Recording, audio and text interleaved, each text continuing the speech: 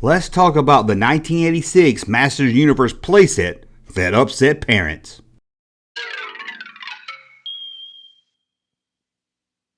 Welcome back to the Junk Room, everybody. It's me, the Junkman, coming back at you with a new video. That's right, it's time for another video. What are we going to talk about today? Well, the 1986 He-man Masters Universe playset, the slime pit, that upset parents. Before we get into what got parents so angry, I want to remind you, junkmanmerch.com, to get you a cool t-shirt like this one, or this new He-Man shirt that's on sale right now for only $13. If you're watching the video the day this was uploaded, if you're watching this years later, I don't know how much it's going to be, but go see. And don't forget, Patreon, YouTube members get exclusive content and videos early, like this one. You might be watching this video early right now if you're a member. If you're not a member, you're saying, damn, I could have already found out about the slime pit. Well, let's tell you about the slime pit right now. This slime pit was released in 1986 as part of the Evil Horde collection. If you don't remember, if you were getting out of He-Man by this time in 86, they brought on a whole new set of bad guys. I guess they were more evil than Skeletor's crew. Not really sure why you needed two bad guys, but so in 1986, Mattel released a whole line of new bad guys under the header Evil Horde, led by Hordak. I remember getting this figure line. This is probably, I still bought the Evil Horde figures. Well, I didn't buy them. Somebody bought them for me because I was a kid, but I was probably getting way out of action figures at this time, but still hanging on. Remember that when you were too old for action figures, but you were still hanging on. You didn't want to admit you were too old for action figures? That was until you got about 2021. Then you were back in the store buying action figures again, but this time you were a mature collector. Anyway, let's get back talking about why parents were upset. Mattel released this playset in 1986, and what it was a skeleton or a skull of a dinosaur-like creature that had claws that you would put the figure in the playset. The claws would hold it in, the skull would open up. You would take this slime, the slime that you find in bubblegum machines back then. Kids today are all over YouTube making slime. You pour it in top, close the skeleton head, put the figure in, have it all closed up, and then you pretend like the action figure says, I don't know. And then you have the slime fall over the creature. A great fun playset. And I know what you're thinking. You're saying, well, I know why parents were upset at this. That slime would get all over the place. It would ruin the carpet, the hardwood floor. It would get in Timmy Thompson's little sister's hair. You can see where parents were upset.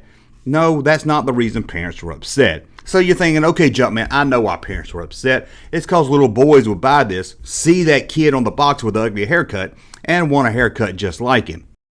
I can understand parents being upset by that. I would be also, but no, that's not the reason. That's not the reason either. So why were parents upset at this playset? Wait a minute. I know this is considered a playset, but is it really a playset? I mean, all you do is put a figure in it and have slime cover its body. And what would happen? Well, according to the Masters Universe, when the slime got on, they were mindless zombie slime monsters that would do whatever the evil Hordak told them to do. So to me, it's more like a torture chamber. It's more like a weapon than a playset. Am I right? Anyway, let's get back to talking this story. Kids would get the playset, play with it, line their figures up one after the other, would get into the chamber and get slimed. Well, not all of them. It came with instructions to warn you.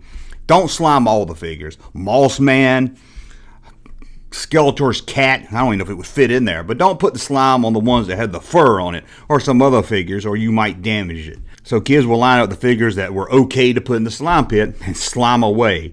And over time the slime would get dirty or wouldn't just stick to the figure good anymore. So Dad would send Mom out to the toy store to pick up some more slime.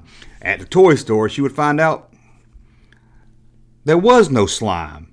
Well, there was slime at the store, but you had to buy 2 figures to get the free slime. 2 figures, which run you probably about $10 for this free can of slime, when the playset itself cost about $10.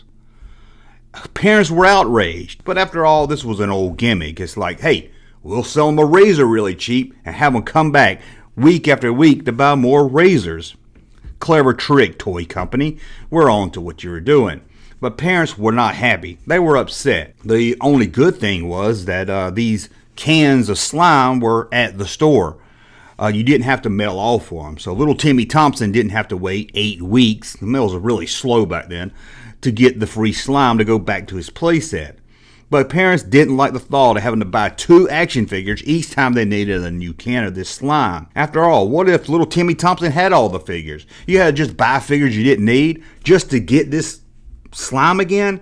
I guess you could rebuy the playset, but what parents is going to pay $10 for a playset you already have? Or maybe you can call it a torture chamber, but I guess that wouldn't be marketed well to kids.